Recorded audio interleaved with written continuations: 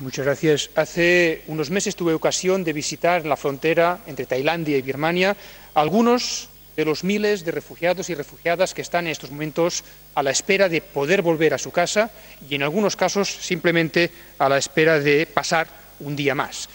En aquellos momentos nos reunimos también con algunos de los grupos de oposición, entre ellos la Liga Nacional por la Democracia, cuya líder, como se ha dicho también, es la Premio Sájarov Aung San Suu Kyi.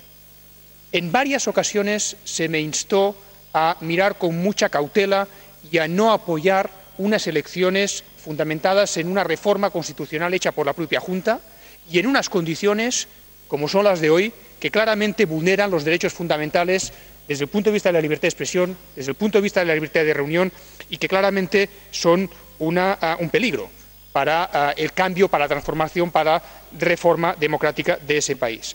Es verdad que ha habido algún cambio. Es verdad que el año pasado, en 2009, hubo una liberación de algunos centenares de presos, de los cuales, sin embargo, muy pocos eran verdaderamente presos políticos.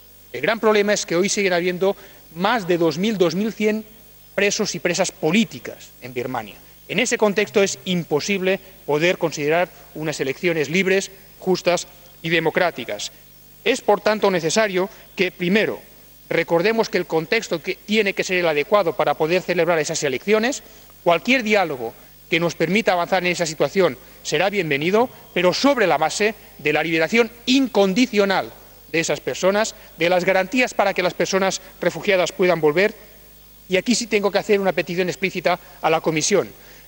Es muy preocupante la reducción de presupuestos y la reducción de dinero que se está destinando a esa zona, a esa parte, a esos refugiados. Hay unas necesidades urgentes. Estamos hablando de centenares de miles de personas que reclaman nuestra colaboración y, en ese sentido, creo que sería bueno no recortar estos presupuestos. Muchas gracias.